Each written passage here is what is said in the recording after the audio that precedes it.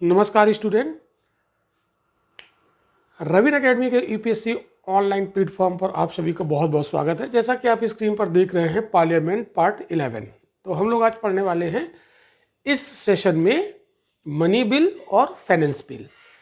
तो बिल की शुरुआत हम लोग कर चुके थे और जिसमें हम लोगों ने प्रीवियस लेक्चर में पढ़ा था अभी तक सिंपल बिल, ठीक है। और सिंपल बिल की पूरी प्रक्रिया को बहुत ही डिटेल में हम लोगों ने समझा और बिल्कुल उसी तरीके से आज हम लोग कवर करेंगे यहाँ पर मनी बिल और फाइनेंस बिल। तो जैसा कि आपको हमने बताया था कि मोटे तौर पर बिल कितने प्रकार के होते हैं, 4 बिल हमने आपको बताए थे। एक बताया था सिंपल बिल, एक बताया था मनी बिल, एक बताया था फाइनेंस बिल और एक बताया था कॉन्स्टिट्यूशनल अमेंडमेंट बिल, मतलब संविधान संशोधन विधेयक। तो संविधान संशोधन विधेयक शायद मैं पहले पढ़ा चुका हूँ, मुझे याद नहीं आ रहा है, मैं देख लूँगा और यदि वो नहीं पढ़ाया तो उसको भी हम लोग कवर करेंगे। तो फिलहाल आज के सेशन में हम लोग बात करेंगे मनी बिल की। ओके, तो धन विधेयक।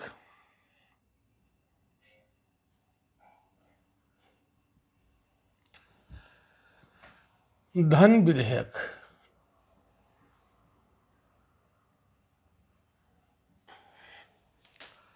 तो आज के सेशन में धन विधेयक क्या है इसको समझेंगे और फिर वित्त विधेयक क्या है उसको समझेंगे। फिर वित्त विधेयक और धन विधेयक में क्या डिफरेंस है, जो कि बहुत ज़्यादा कन्फ्यूजिंग रहता है स्टूडेंट्स के बीच में।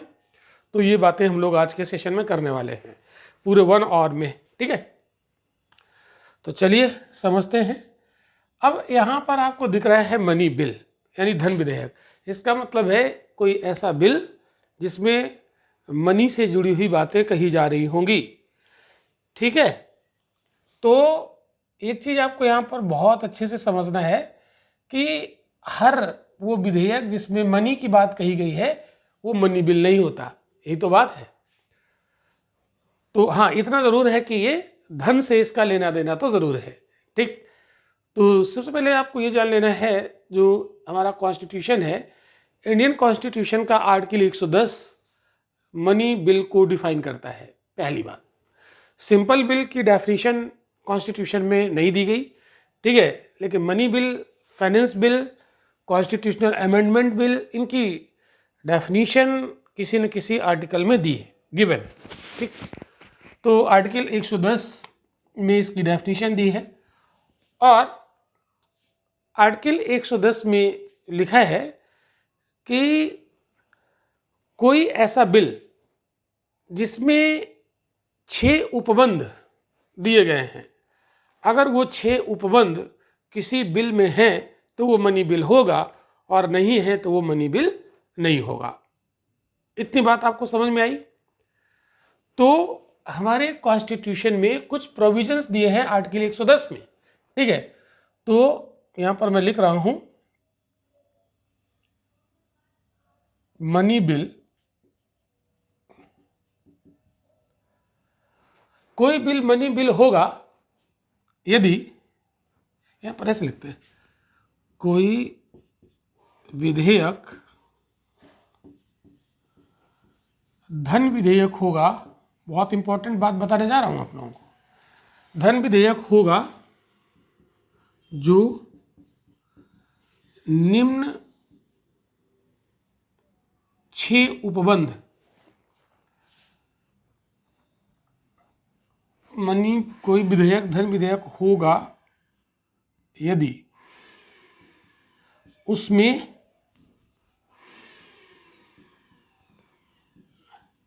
निम्न 6 प्रावधान, निम्न 6 प्रावधान, मतलब ये 6 भी हो सकते हैं या उनमें से कोई एक भी हो सकता है। तो निम्न 6 या उनमें से कोई एक, या उनमें से कोई एक, कोई एक प्रावधान है, ठीक है।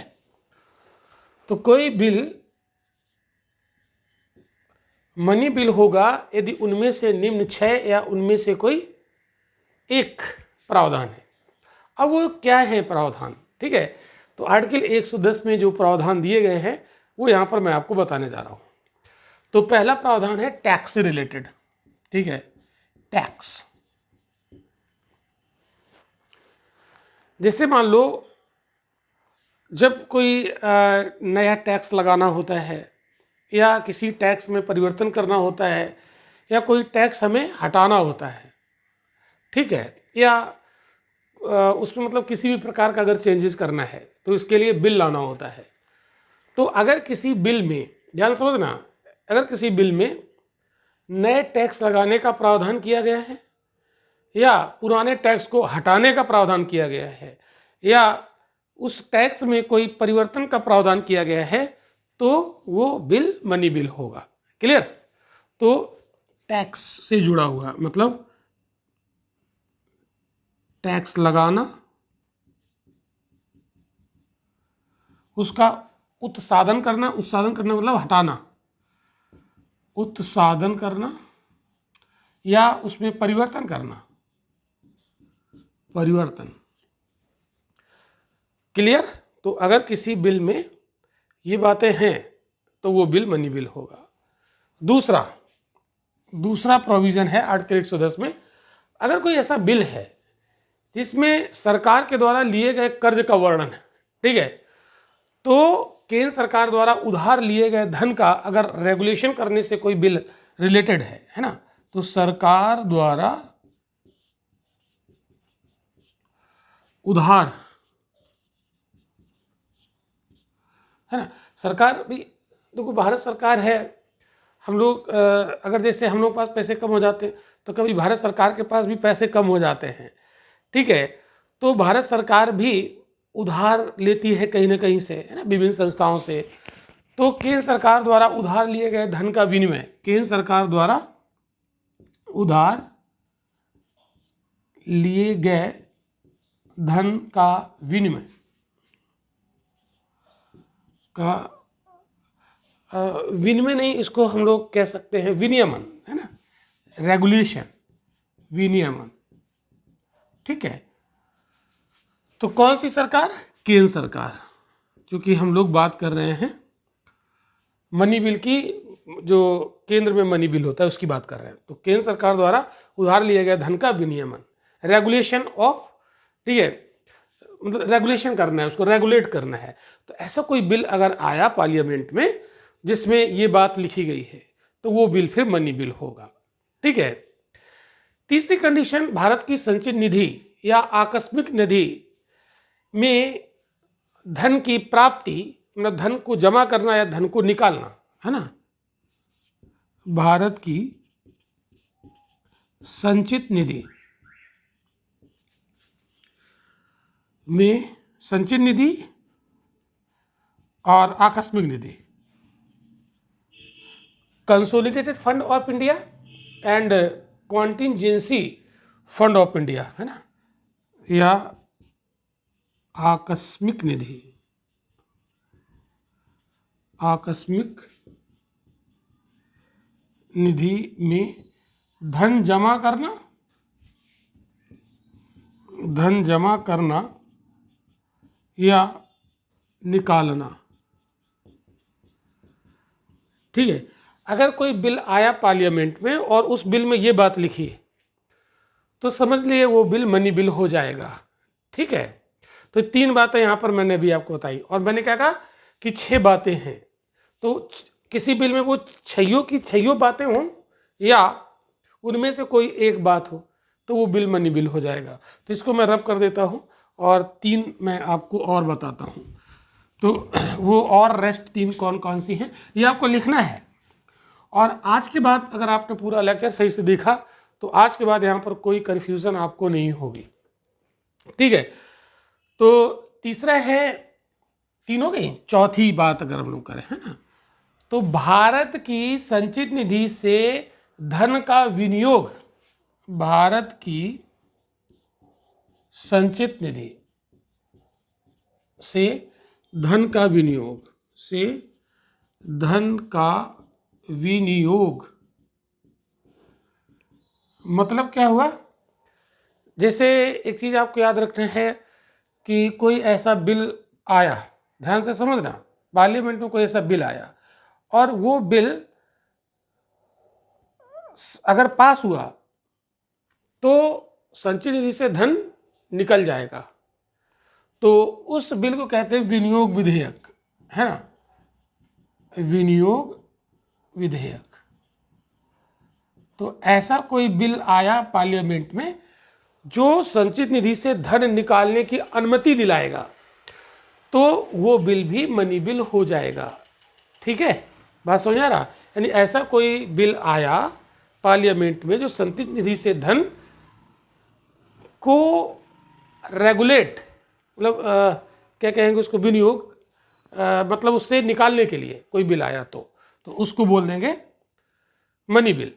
तो ये चौथा प्रावधान हो गया। और जो पांचवा प्रावधान है वह जैसे भारत की संचित निधि पर, जैसे मान लो कि बहुत सारे जो खर्च होते हैं वो भारत की संचित निधि पर भारित होते हैं। ठीक है, बहुत ध्यान समझना, बहुत सारे खर्च जो होते हैं वो भारत की संचित निधि पर भारित होते हैं। Charge on the consolidated fund of India, ऐसा बिल, ऐसा व्यय जो भारत की संचित निधि पर भारित होता है। ठीक है, तो उस पर मतदान नहीं होता है। अभी इसको हम लोग समझेंगे, जब बजट पढ़ेंगे तो उसको समझेंगे। ठीक है, जैसे राष्ट्रपति की सैलरी वो संचित निधि पर भारित व्यय होती है, तो राष्ट्रपति को अगर सैलरी देनी है तो सीधे संचित निधि से पैसा निकाल के दे दिया जाएगा, उस पर कोई मतदान नहीं किया जाएगा। ठीक है, कि पहले मतदान हो, लोग राजी हों, तब पैसा निकलेगा, तब राष्ट्रपति को सैलरी दी जाएगी, ऐसा नहीं है। राष्ट्रपति की सैलरी देने के लिए संचित निधि से पैसा निकाला और राष्ट्रपति को दे दिया, मतलब उसमें मतदान कराने की जरूरत नहीं होती है। तो मान लीजिएगा जैसे भारत में बहुत सारे व्यय होते हैं, लगभग 9-10 व्यय होते हैं जो संचित निधि की, मतलब संचित निधि पर भारित व्यय होते हैं। ठीक है, अब मान लीजिए कोई नया ऐसा व्यय है जिसको संचित निधि पर भारित व्यय घोषित करना है, तो वो बिल मनी बिल हो जाएगा, है ना।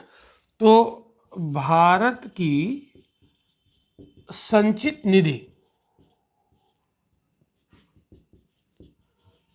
पर भारित व्यय की घोषणा करना।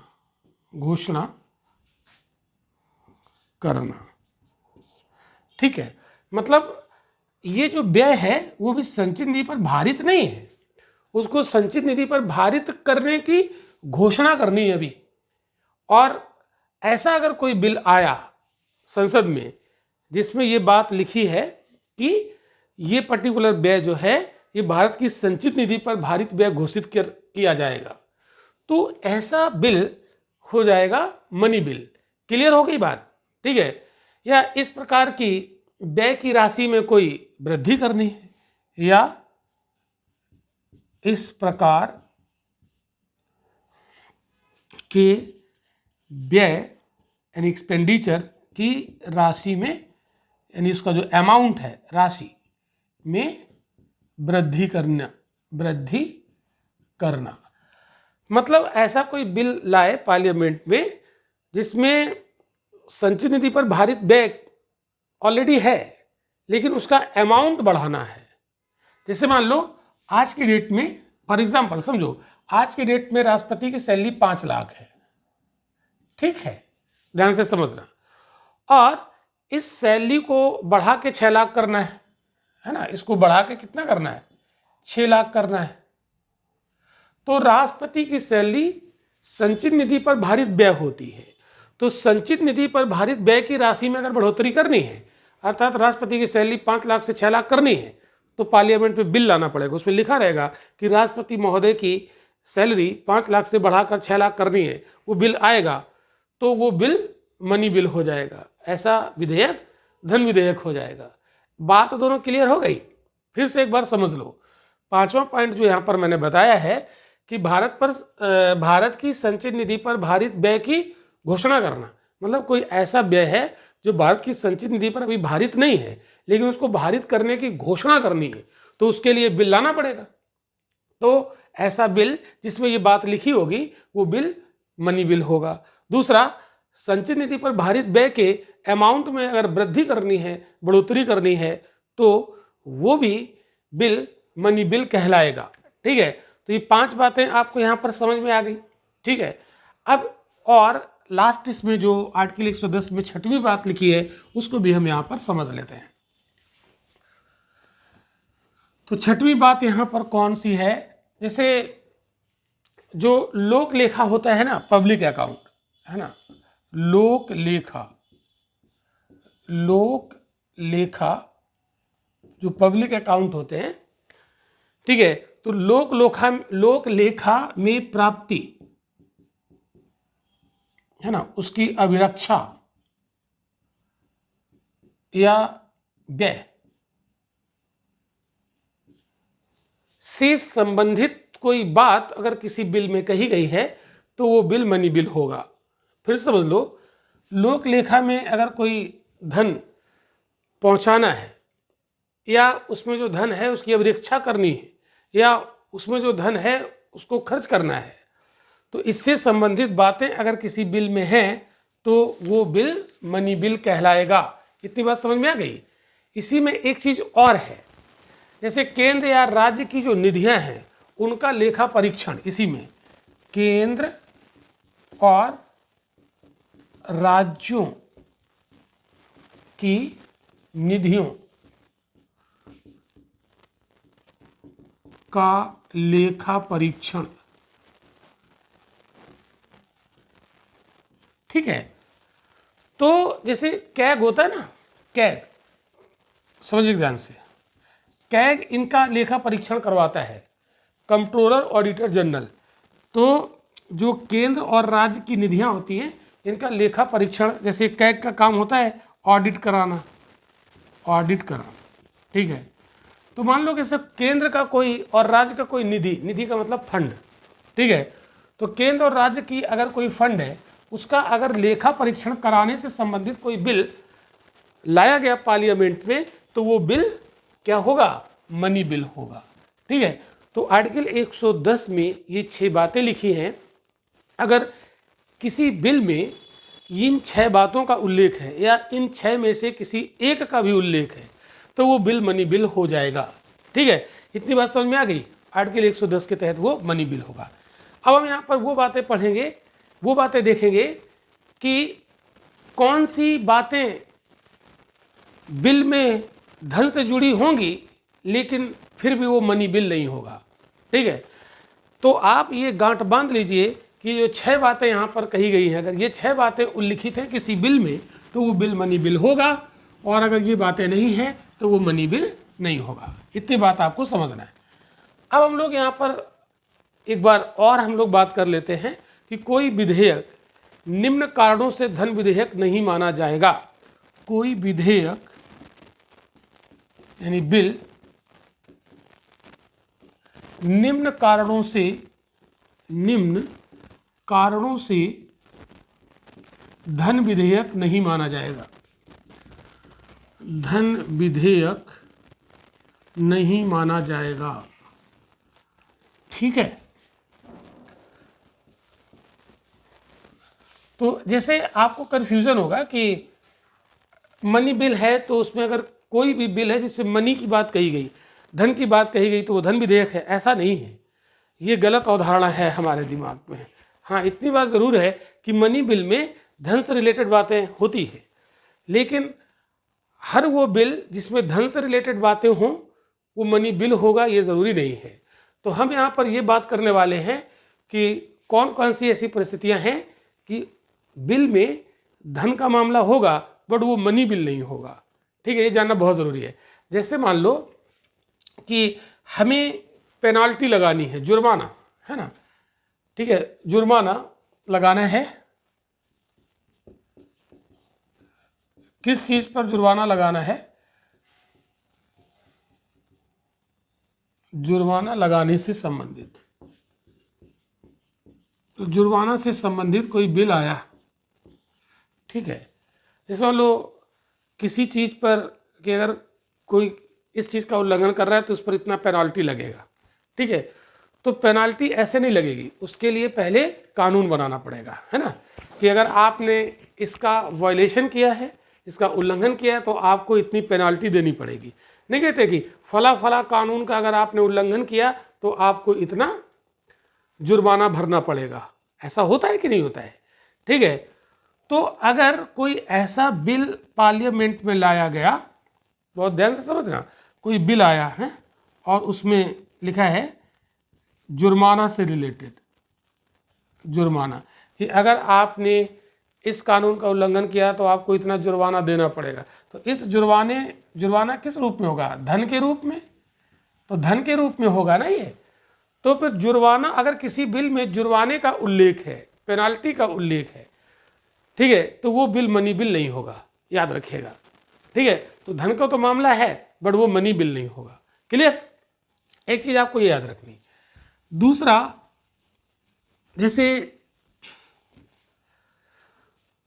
कोई मान लीजिएगा कि सर्विस दे रहा है ना, सर्विस के बदले जो चार्ज लिया जाता है, फीस जिसको कहते हैं, शुल्क, ठीक है, जो शुल्क लिया जाता है, तो ऐसा अगर कोई बिल पार्लियामेंट पे आया जिसमें सर्विस के बदले शुल्क की बात कही गई है, सर्विस के बदले फीस की बात कही गई है, तो आप कहेंगे फीस की बात कही गई, इसका मतलब तो ये मनी है, और मनी है तो क्या ये मनी बिल होगा? फिर नहीं, वो मनी बिल नहीं होगा। तो अगर आप सर्विस देते हैं, ठीक है, और मतलब जैसे कोई बिल आया किसी सर्विस के लिए कितना चार्ज किया जाएगा, ऐसा कानून बनाने के लिए बिल आया, तो वो बिल मनी बिल नहीं होगा, ध्यान रखिएगा। अब मान लीजिएगा जैसे दूसरी स्थिति, जैसे कोई हम लाइसेंस वगैरह बनवाने जाते हैं ना, लाइसेंस, तो लाइसेंस की फीस देनी पड़ती है, ठीक है। तो किस चीज़ का लाइसेंस, मतलब ड्राइविंग लाइसेंस बनवाने जाते हैं, किसी फैक्ट्री का लाइसेंस लेने जाते हैं, तो उसका कोई कानून होता है ना। तो कानून बनने के पहले वो बिल लाया जाएगा। मान लो कि कल को एक ऐसा कानून बनाया गया कि कानून बनाने के लिए बिल लाया गया, ये कहा गया कि अगर आप ड्राइविंग लाइसेंस बनवाने जाते हैं तो उसमें आपको 5,000 फीस देनी पड़ेगी। ऐसा बिल आया, ऐसा बिल आया पार्लियामेंट में कि अगर आप ड्राइविंग लाइसेंस बनवाते हैं कार चलाने का तो उसमें 5,000 का फीस देना पड़ेगा। ऐसा बिल आया पार्लियामेंट में, ठीक है। और फिर ये बिल पास हो गया, है ना, और अगर ये पास हो गया, राष्ट्रपति ने साइन कर दिए, तो ये क्या बन जाएगा? एक्ट बन जाएगा, कानून। तो ये जब बिल आया था जिसमें शुल्क का जिक्र किया गया है, लाइसेंस देने के बदले फीस लेने का जो जिक्र किया गया है, वो बिल क्या मनी बिल होगा? वो बिल मनी बिल नहीं होगा, ठीक है। क्योंकि आर्टिकल 110 में केवल वही 6 बातें लिखी हैं कि अगर वो 6 बातें हैं किसी बिल में तो वो मनी बिल होगा। तो आपको कन्फ्यूज़न ना हो इसलिए मैं यहाँ पर समझा रहा हूँ कि हर वो बिल जिसमें धन की चर्चा है वो मनी बिल नहीं होता, ठीक है। ध्यान रखिएगा इस चीज़ को। और भी इसमें हम लोग देख लेते हैं और भी क्या हो सकता है। जैसे मान लो कोई स्थानीय प्राधिकारी है या कोई स्थानीय जो निकाय है, जैसे पंचायत हो गया, नगर निगम हो गया, ठीक है। तो तीसरा बात यहाँ पर आपको जानना है, स्थानीय जो प्राधिकारी होता है, जो प्राधिकारी का मतलब अथॉरिटी, लोकल अथॉरिटी, ठीक है, स्थानीय प्राधिकारी या जो स्थानीय निकाय होते हैं, नगर निगम वगैरह, स्थानीय निकाय यों द्वारा स्थानीय प्रयोजन के लिए, स्थानीय प्रयोजन के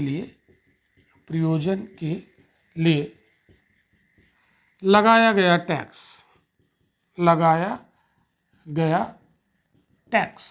या इसके लिए टैक्स लगाने के लिए अगर कोई बिल आया, टैक्स में बदलाव करने के लिए कोई बिल आया, ठीक है, या पहले से लगा हुआ टैक्स हटाने के लिए कोई बिल आया, तो वो बिल मनी बिल नहीं होगा।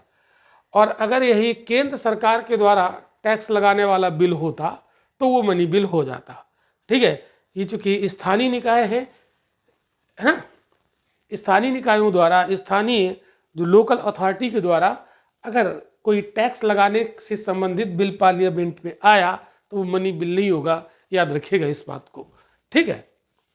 ये बात क्लियर हो गई। तो अब आप इतना समझ पाए होंगे कि मनी बिल कौन सा बिल हो सकता है, ठीक है।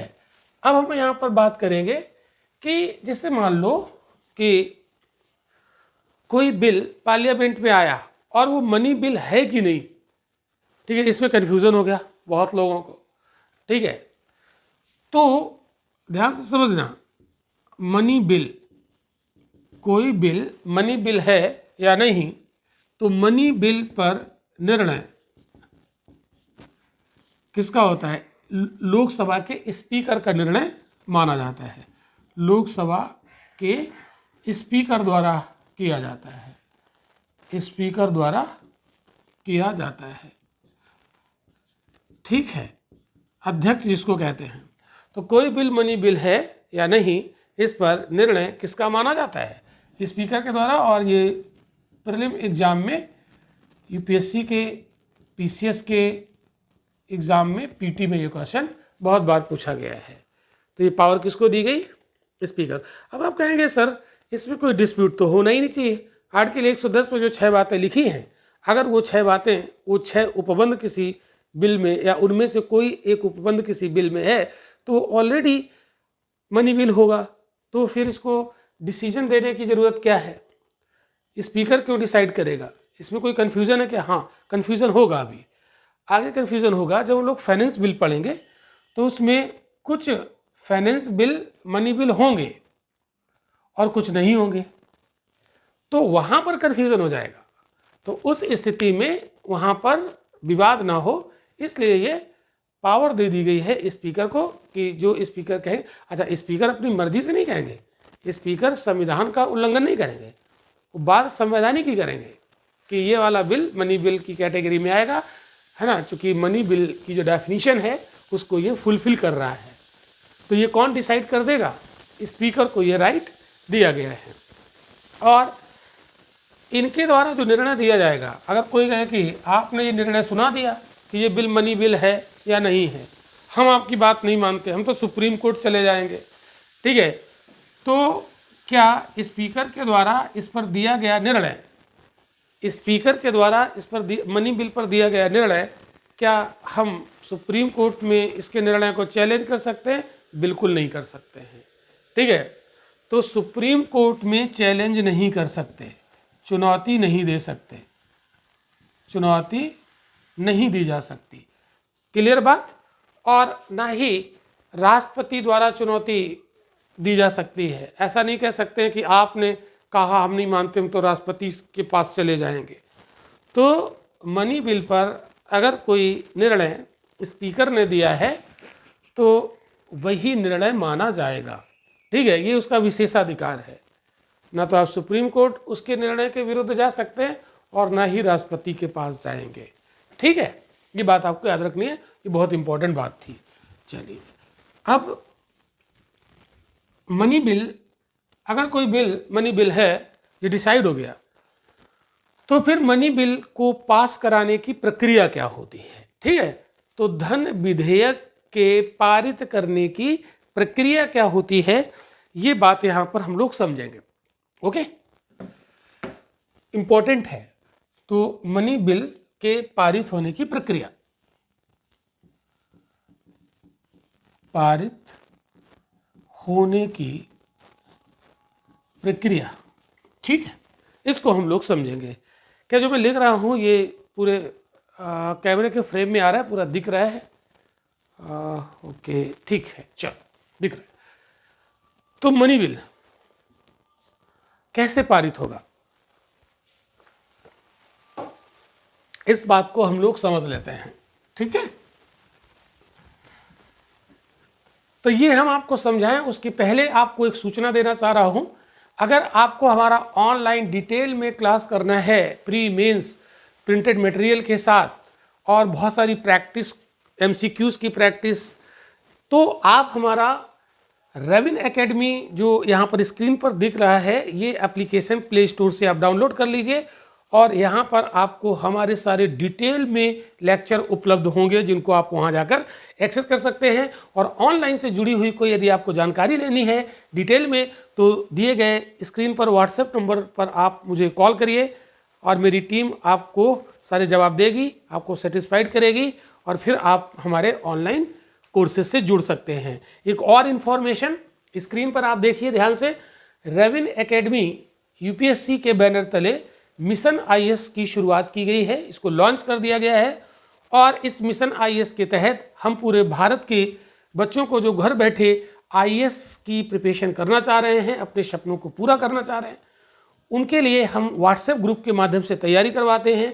यहाँ पर कोई विशेष फीस चार्ज होता नहीं है, ठीक है। और आप बहुत ईजी वे में घर बैठकर बिना कहीं जाए आप अपनी तैयारी कर सकते हैं। तो मिशन आईएएस से जुड़ने के लिए जो बच्चे इच्छुक हैं वो इस व्हाट्सएप नंबर पर जो स्क्रीन पर आपको दिख रहा है, इस पर अपना नाम, नंबर और मिशन आईएएस लिखकर भेज देंगे। हमारी टीम आपको मिशन आईएएस से जोड़ लेगी और आप अपने सपनों को घर बैठे साकार कर सकते हैं। तो चलिए, ये एक सूचना थी मेरी तरफ से आप लोगों के लिए। अब हम लोग बात करते हैं मनी बिल पास होने की प्रक्रिया। मनी बिल पास होने की प्रक्रिया काफी इंपॉर्टेंट है, ध्यान से आप लोग समझ लीजिए इसको। देखो, अगर कोई बिल मनी बिल है, ठीक है, ये अगर तय हो गया तो उस बिल को संसद में लाने से पहले राष्ट्रपति की पूर्व अनुमति लेनी पड़ेगी, ठीक है। तो जैसे ये है संसद, ठीक है, और ये है संसद के दो सदन, एक हो गया लोकसभा, एक हो गया राज्यसभा और तीसरा जो अंग है वो है राष्ट्रपति, प्रेसिडेंट, ठीक है। तो इसी तरीके से आप लोग अपना नोट्स प्रिपेयर करेंगे, ऐसे ही अपनी नोटबुक में आप अपना नोट्स बनाएंगे, ठीक है। मैं यहाँ पर बिल्कुल उसी तरीके से पढ़ाता हूँ जैसे हम अपने ऑफलाइन क्लास में पढ़ाते हैं। बिल्कुल भी कोई आपको यहाँ पर अंतर नहीं मिलेगा और मेरी पूरी कोशिश रहती है कि लेक्चर को इस तरीके से बनाया जाए जिससे कि आपके कोई भी डाउट ना बचे। फिर भी यदि कोई डाउट बचता है तो आप को जो नंबर स्क्रीन पर अभी दिखाया गया था उस नंबर पे आप कॉल करिए, मैसेज डाल दीजिए, तो उसका डाउट सेशन रखा जाएगा जूम ऐप पर, जहां पर हम और आप दोनों तरफ से बोलकर अपनी क्वेरी, अपने डाउट को सॉल्व कर सकते हैं। हाँ, लेकिन वो डाउट सेशन स्टूडेंट की डिमांड पर ही रखा जाएगा। चलिए, तो अब आप देखो, ये रहा स्ट्रक्चर संसद का और ये मनी बिल यहाँ पर लाना है। ये तय हो गया कि कोई बिल मनी बिल है, ठीक है। तो मनी बिल को सबसे पहले कहाँ लाया जाएगा? लाया जाएगा लोकसभा में। कहाँ लाया जाएगा? लोकसभा में। लेकिन मनी बिल पेश करने से पहले प्रेसिडेंट की पूर्व अनुमति लेनी पड़ेगी, ठीक है। तो यहाँ पर क्या होगा? प्रेसिडेंट की पूर्व अनुमति से, यहाँ पर मैं लिख देता हूँ, राष्ट्रपति की पूर्व अनुमति से लाया जाएगा। कहाँ? लोकसभा में। और अगर इस बिल को लोकसभा ने पास कर दिया, साधारण बहुमत है ना, सिंपल मेजॉरिटी। अब ये सिंपल मेजॉरिटी क्या होती है? तो हमने आपको, मुझे याद नहीं है कि मैंने मेजॉरिटी वाला टॉपिक आपको पढ़ाया कि नहीं पढ़ाया, मैं देख लूँगा। यदि मेजॉरिटी वाला टॉपिक आपको नहीं पढ़ाया गया तो मेजॉरिटी कितने प्रकार की होती है, यानी बहुमत कितने प्रकार का होता है, ठीक है, और किस प्रकार के बिल में किस प्रकार का बहुमत होना चाहिए, इस पर भी मैं एक लेक्चर बना दूंगा, ठीक है। तो यहाँ पर साधारण बहुमत से इस बिल को लोकसभा से पास कर लिया गया, ठीक है। तो जब लोकसभा से पास हुआ तो बिल कहाँ जाएगा? नियम के अकॉर्डिंग राज्यसभा के पास जाएगा। तो यहाँ से पास होने के बाद, जब लिखा हो पास होने के बाद, तो इसका मतलब है साधारण बहुमत से, और अगर लिखा हो विशेष बहुमत से तो अंडरस्टूड है कि वो विशेष बहुमत ही होगा, ठीक है, तो साधारण बहुमत से पास हुआ और वो जाएगा राज्यसभा के पास। एक चीज याद रखिएगा कि अगर कोई साधारण विधेयक होता तो हम उसे कहीं भी ला सकते थे, राज्यसभा में भी ला सकते थे, पेश कर सकते थे, लोकसभा में भी पेश कर सकते थे। लेकिन चूंकि ये एक विशेष विधेयक है, मनी बिल है, ठीक है, मनी बिल कुछ विशेष प्रकार का बिल होता है, इसके नखरे थोड़े ज़्यादा होते हैं, तो ये कहता है कि नहीं, हमें तो लोकसभा में ही जाना पड़ेगा पहले, ठीक है, और लोकसभा ने पास कर दिया। तो मनी के मामले में ध्यान रखिएगा, एक चीज़ आप बहुत ध्यान से समझिएगा, मनी के मामले में लोकसभा का कंट्रोल होता है, ठीक है। अब मनी के मामले में लोकसभा का कंट्रोल क्यों होता है, राज्यसभा का कंट्रोल क्यों नहीं होता है? मनी जो देश का धन है वो हम जनता का धन है, ठीक है, और तो हम जनता का दायित्व है कि उस धन को हम रेगुलेट करें। तो हम डायरेक्ट तो रेगुलेट नहीं करेंगे क्योंकि भारत में इनडायरेक्ट डेमोक्रेसी है, तो हम क्या करेंगे, अपने प्रतिनिधियों को चुन के लोकसभा में भेज देंगे और लोकसभा में बैठे लोग हमारी तरफ से, हम भारत के लोगों की तरफ से वो इस धन पर निगाह रखेंगे।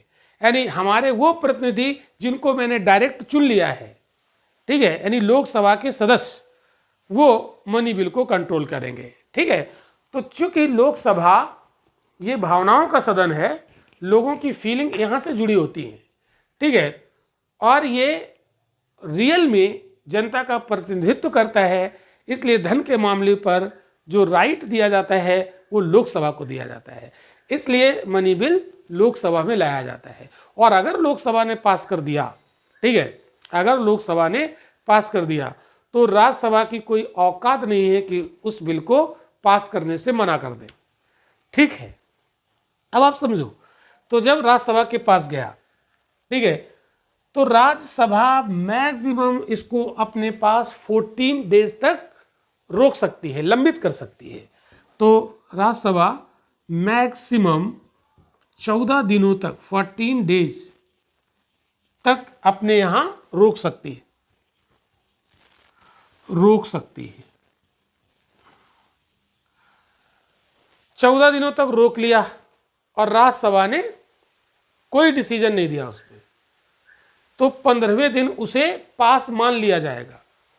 यानी राज्यसभा इसको पास करे चाहे ना करे, 15वें दिन उसे पास मान लिया जाएगा। इसका मतलब सिर्फ एक फॉर्मेलिटी है, ठीक है, फॉर्मेलिटी है, ठीक है।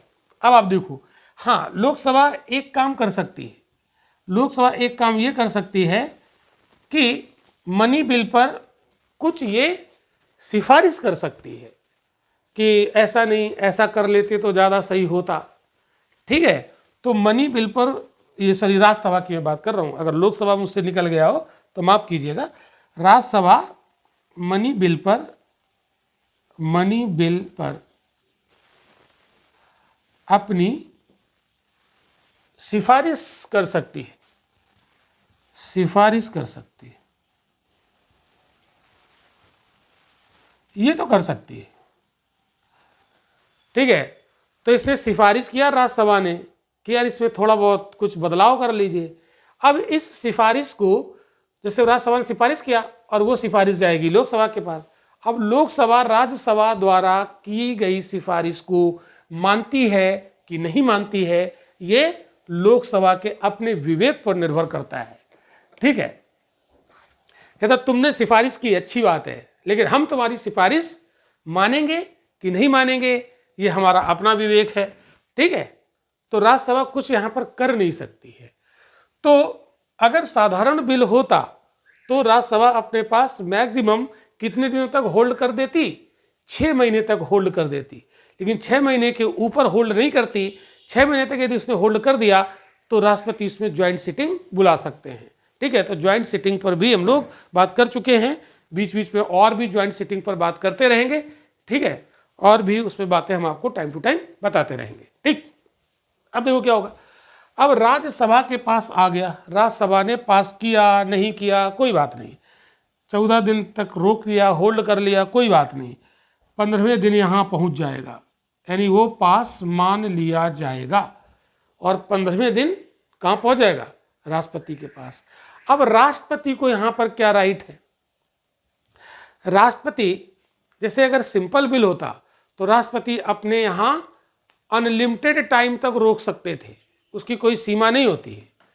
लेकिन अगर मनी बिल इनके यहां आएगा तो राष्ट्रपति महोदय उस पर या तो अनुमति दे देंगे, ठीक है। तो राष्ट्रपति महोदय इस पर क्या करेंगे भाई? राष्ट्रपति महोदय यहां पर क्या करेंगे? या तो अनुमति देंगे, ठीक है, अनुमति दे देंगे, मना नहीं कर सकते। और अगर अनुमति नहीं देंगे तो मैक्सिमम ये अपने यहां 14 दिनों तक होल्ड करेंगे, 14 डेज तक रोक सकते हैं, 14 दिन बाद ये स्वतः कंप्लीट मान लिया जाएगा कि राष्ट्रपति ने अनुमति दे दी, ठीक है, मौन स्वीकृति दे दी, बोले कुछ नहीं लेकिन अंतर्मन कहता है कि जाओ मैंने स्वीकृति दे दी, और ये फाइनल प्रक्रिया में पहुंच जाएगा। इसका मतलब ये हुआ कि राष्ट्रपति को यहां पर राइट क्यों नहीं दिया गया कि आप इसे रोक सकते हैं? यहां इसलिए नहीं दिया गया क्योंकि राष्ट्रपति पहले ही अपनी अनुमति दे चुके थे। अब तो सिर्फ एक फॉर्मेलिटी है ना, कि बिल अगर दोनों सदनों से पास होगा तो राष्ट्रपति महोदय के पास जाएगा, ये सिर्फ एक फॉर्मेलिटी है, अनुमति तो पहले ही दे चुके हैं। क्लियर बात? तो ये यहां पर वीटो नहीं कर सकते, ध्यान रखिएगा, ये यहां पर वीटो नहीं कर सकते। क्लियर? ना तो ये इसको क्या बोलते हैं इसको, रिकंसिडरेशन, है ना, मतलब पुनर्विचार के लिए भी वापस नहीं भेज सकते। अब राष्ट्रपति ये नहीं कह सकते कि एक बार इसको फिर से पुनर्विचार कर लो। साधारण विधेयक होता तो पुनर्विचार करने के लिए राष्ट्रपति महोदय वापस कर सकते थे, बट ये मनी बिल है इसलिए ये वापस नहीं कर सकते, ये बात याद रखिएगा। इसका मतलब है कि राष्ट्रपति या तो अनुमति देंगे या तो ज़्यादा से ज़्यादा 14 दिनों तक रोक सकते हैं, इसके बाद उसे अनुमति मौन स्वीकृति मान ली जाएगी, ठीक है, और वो प्रक्रिया पूरी हो गई। कहने का मतलब ये है कि अगर लोकसभा ने मनी बिल पास किया तो फिर किसी की औकात नहीं कि उस मनी बिल को रोक सके। इस पर अगर राज्यसभा ने मना भी किया तो 14 दिन बाद उसे पारित मान लिया जाएगा। चूंकि पारित मान लिया जाएगा इसलिए कोई डिस्प्यूट है ही नहीं, और डिस्प्यूट है ही नहीं तो मनी बिल पर ज्वाइंट सिटिंग नहीं होती। ध्यान रखिएगा, मनी बिल पर ज्वाइंट सिटिंग का प्रावधान नहीं है। नोट में आप लिख लीजिएगा, नोट में लिखो धन विधेयक पर संयुक्त बैठक का प्रावधान नहीं है, संयुक्त बैठक का प्रावधान नहीं, ये नोट कर लीजिएगा। एक और बिल होता है कॉन्स्टिट्यूशनल अमेंडमेंट बिल, यानी संविधान संशोधन विधेयक, उसमें भी ज्वाइंट सिटिंग का प्रोविजन नहीं होता है। क्लियर हो गई बात? ठीक है, तो मनी बिल में इतना आप लोगों को समझ में आ गया, बहुत अच्छे। चलो अब एक चीज यहां पर और समझना है, एक दो बातें और समझनी है कि मनी बिल लाता कौन है। तो चूंकि ये धन विधेयक है और धन चाहिए सरकार को, इसलिए जो भी बदलाव धन से रिलेटेड है वो सरकार ही करे। तो ये बिल कौन लाएगा? सरकार। कौन लाएगा? सरकार। तो मनी बिल कौन ला सकता है? मंत्री। यहां पर लिख देता हूं। तो मनी बिल में एक बात याद रखिएगा, इसे सरकारी बिल कहते हैं। क्या कहते हैं? सरकारी बिल है ये, मतलब सरकार लाएगी, अर्थात कोई मंत्री ला सकता है, ठीक है। और अगर सरकार मनी बिल लाई है तो अगर मनी बिल लोकसभा में पास नहीं हुआ, ध्यान से समझना, हेलो सभी लोग ध्यान दीजिए, अगर मनी बिल लोकसभा में पास नहीं हुआ, सरकार लाई है ना, और सरकार मनी बिल लाई लोकसभा में और लोकसभा में पास नहीं हुआ, इसका मतलब है कि सरकार का लोकसभा में बहुमत नहीं है और बहुमत वाली सरकार ही टिकेगी। बहुमत नहीं है इसका मतलब सरकार को रहने का कोई हक नहीं है। तो अगर मनी बिल नोट कर लीजिएगा इस पॉइंट को, अगर मनी बिल लोकसभा में गिरता है तो सरकार की न केवल इंसल्ट होती है बल्कि सरकार को इस्तीफा देना पड़ता है। क्यों? क्योंकि मनी बिल का ना पास होना इस बात का प्रतीक है कि लोकसभा में सरकार अपना बहुमत खो चुकी है। ठीक है, लेकिन अगर बहुमत वाली सरकार है तो मनी बिल पास ना हो लोकसभा में, ऐसा हो ही नहीं सकता। क्यों? क्योंकि लोकसभा में हम बड़े दल हैं, तभी तो हमने सरकार बनाई। ज़्यादातर मेंबर ऑफ पार्लियामेंट लोकसभा वाले वो हमारे ही हैं। तो जब हमारा बहुमत है तो हमारे सारे मेंबर इसके पास होने के फेवर में वोट करेंगे और वो पास तो हो ही जाएगा। हाँ, अगर गठबंधन की सरकार है तो हो सकता है कि एक पार्टी को बहुमत नहीं मिला, 3-4 पार्टियों को इकट्ठा किया और हमने गठबंधन कर लिया, गठजोड़ कर लिया और सरकार बना ली। अब गठजोड़ वाली सरकार का कोई भरोसा नहीं होता है। ठीक है, उसके समर्थक लोग जिन्होंने समर्थन दिया था वो बीच में नाराज हो गए, कहेंगे अब हम तुम्हें बताएंगे, मनी बिल आएगा, हम अगेंस्ट में वोट कर देंगे, तो मनी बिल पास नहीं होगा, तुम्हारी सरकार तो धाराशायी हो जाएगी। तो गठबंधन की अगर सरकार है तो मनी बिल हो सकता है पास ना हो, लेकिन अगर पूर्ण बहुमत से सरकार बनी है तो मनी बिल पास होगा। 99.99% पास होगा, क्या 100% मान लो उसको पास होगा। क्लियर बात? तो मनी बिल में बहुत सारी बातें हम लोगों ने यहाँ पर की है। ठीक है, तो मनी बिल कैसे पास होता है ये पूरी प्रक्रिया को हमने बहुत ही डिटेल में समझ लिया है। ठीक है, अब मनी बिल और साधारण बिल में क्या अंतर है?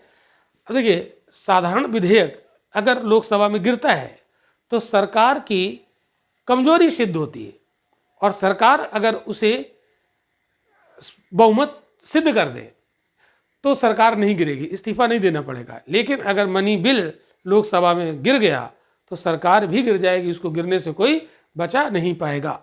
ठीक है, तो ये बात यहाँ पर कंप्लीट होती है और ये मनी बिल भी यहाँ पर कंप्लीट होता है। ठीक है, सभी को समझ में आ गया होगा, ऐसी मैं आशा करता हूँ। और अब हम लोग बात करेंगे फाइनेंस बिल पर। ठीक है, वित्त विधेयक।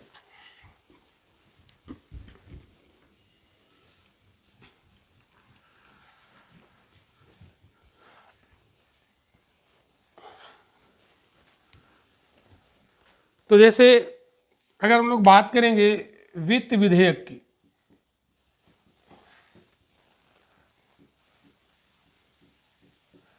फाइनेंस बिल, ठीक है, क्या बोलते हैं, फाइनेंस बिल।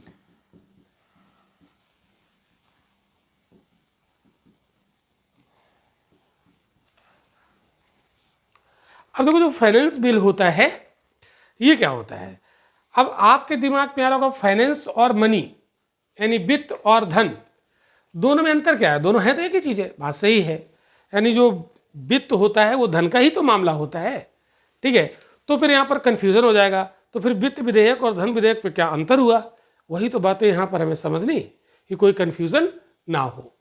तो अगर हम लोग मोटे तौर पर बात करें वित्त विधेयक की, वैसे आर्टिकल 117 में देखो, जो मनी बिल होता है भाई, इसके लिए 2 आर्टिकल होते हैं।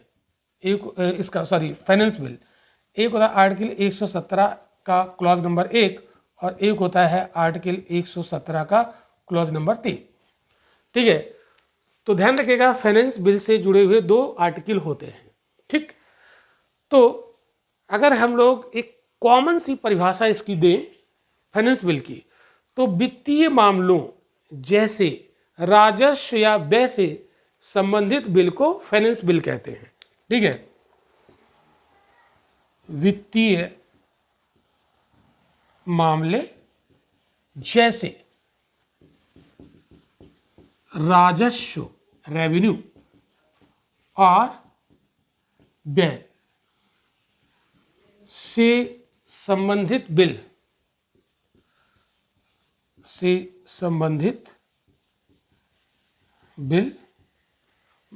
फाइनेंस बिल होता है, वित्त विधेयक होता है।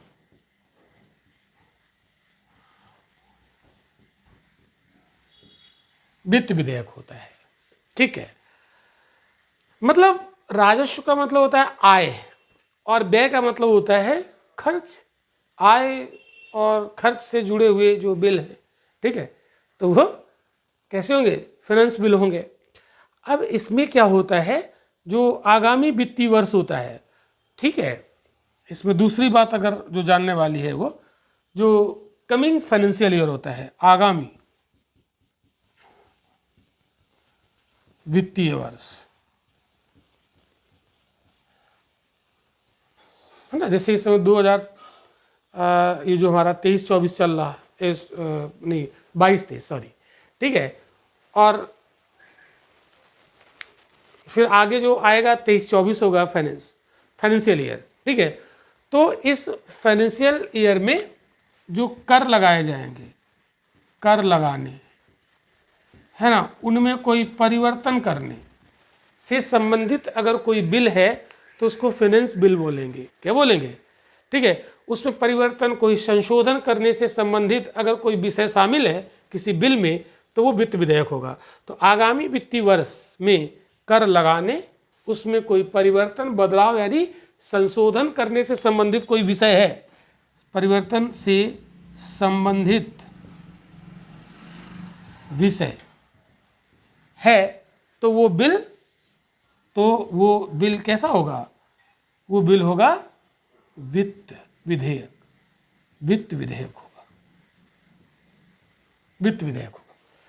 अब आप कहेंगे सर, अभी आपने थोड़ी देर पहले बताया था कि जो मनी बिल होता है उसमें भी तो कर वर लगाने की बात कही जाती है, तो फिर वित्त विधेयक और जो धन विधेयक उसमें अंतर क्या हुआ? तो एक बात याद रखिएगा, कुछ वित्त विधेयक धन विधेयक भी होते हैं, ठीक है, ये भी आगे हम लोग सीखेंगे।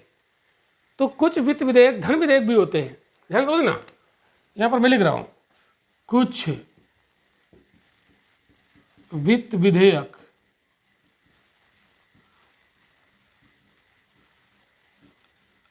धन विधेयक भी होते हैं, ठीक है, ये एक बात। लेकिन हमने ये नहीं लिखा है कि सभी वित्त विधेयक धन विधेयक होते हैं, कुछ होते हैं, ठीक है। इसका मतलब यह हुआ कि सभी वित्त विधेयक धन विधेयक नहीं होते, लेकिन सभी धन विधेयक वित्त विधेयक होते हैं। सभी धन विधेयक वित्त विधेयक होते हैं। इसको आप अलग से कहीं पर बॉक्स में इसको बंद कर दीजिए, जो मैंने लिखा है इसको बॉक्स में बंद कर दीजिए। अब इसको हम क्लियर करेंगे डिटेल में। इसका मतलब ये हुआ कि अगर कोई ऐसा वित्त विधेयक आया जिसमें आर्टिकल 110 की वो 6 बातें या उनमें से कोई एक बात शामिल है, तो वो मनी बिल हो जाएगा, ठीक है। तो 110 आर्टिकल में कही गई 6 बातें या उनमें से कोई एक बात शामिल है और कुछ अतिरिक्त बातें वित्त से संबंधित हैं, तो वो विधेयक क्या हो जाएगा? वो मनी बिल हो जाएगा, यानी वित्त भी होगा और मनी भी होगा। क्योंकि यहाँ पर देखो, कर लगाने संबंधी प्रावधान आर्टिकल 110 के तहत मनी बिल होता है, तो ये मनी बिल भी हो गया और वित्त विधेयक भी हो गया। यानी कि 110 आर्टिकल की बात तो होगी, इसके अलावा धन से जुड़ी हुई कुछ एक्स्ट्रा बातें भी होंगी मनी बिल में, यानी उसमें फाइनेंस बिल में। फाइनेंस बिल बड़ा होता है और मनी बिल छोटा होता है। देखो ध्यान दो, जैसे अगर ये हम बड़ा सर्किल बनाएं, एक छोटा सर्किल इसके अंदर बना दें, ठीक है, तो ये जो छोटा सर्किल है ये है मनी बिल, मनी बिल। और ये जो बड़ा वाला सर्किल है ये है फाइनेंस बिल, यानी वित्त विधेयक, फाइनेंस बिल। तो ये जो हमने यहाँ पर लिखा है ये वेन डायग्राम से क्लियर हो रहा है, यानी जितने भी मनी बिल होंगे वो फाइनेंस बिल के अंदर आ जाएंगे। यानी हर मनी बिल, हर धन विधेयक वित्त विधेयक होगा, लेकिन हर वित्त विधेयक मनी बिल नहीं होगा, ठीक है। यानी ये वाला पोर्शन जो है ना, ये मनी बिल में नहीं आएगा, जो लाल गोले के अंदर है वो मनी बिल में आएगा, यानी वित्त विधेयक का वो हिस्सा जो इस लाल गोले के अंदर है, ठीक है, वो मनी बिल हो जाएगा। यानी फाइनेंस जो बिल है उसका कुछ हिस्सा मनी बिल में आ रहा है। वही तो लिखा है, कुछ वित्त विधेयक धन विधेयक होते हैं, लेकिन हर धन विधेयक वित्त विधेयक नहीं होता है। बताओ, इतनी बात आपको क्लियर? ठीक है, ओके। तो अभी हम लोगों ने यहाँ पर सीखा कि वित्त विधेयक और धन विधेयक में एक छोटा सा डिफरेंस आपने यहाँ पर देखा है, लेकिन हमने मनी बिल को पूरा अच्छे से पढ़ा। अब हम लोग फाइनेंस बिल को पूरा डिटेल में समझेंगे। तो अब देखो होता क्या है कि जैसे मैंने आपको बताया, कोई बिल धन विधेयक है कि नहीं, इसको डिसाइड कौन करता है? लोकसभा अध्यक्ष, स्पीकर ऑफ लोकसभा। क्यों? आम आदमी को लगेगा कि यार ये फाइनेंस बिल मनी बिल है ना, कंफ्यूजन हो जाएगा ना। तो यहाँ पर ये बिल्कुल विवाद ना हो, इसलिए इसको डिसाइड करना है कि कोई मनी बिल, मतलब वो फाइनेंस बिल मनी बिल होगा कि नहीं होगा। ठीक है, तो अगर मान लो कोई ऐसा वित्त विधेयक है जिसमें बहुत सारी फाइनेंस की बातें हैं, लेकिन उनमें से एक आध बात आर्टिकल 110 वाली भी शामिल है, तो वो मनी बिल हो जाएगा। तो लोकसभा अध्यक्ष क्या कहेंगे? ये मनी बिल है। ठीक है, आगे बात समझ में। तो फाइनेंस बिल को डिटेल में पढ़ेंगे हम लोग अगले लेक्चर में, चूंकि लेक्चर ऑलरेडी लगभग 1 घंटे का हो चुका है। तो आज इतना ही, मिलते हैं अगले लेक्चर में मनी बिल के साथ, सॉरी फाइनेंस बिल के साथ। Thank you.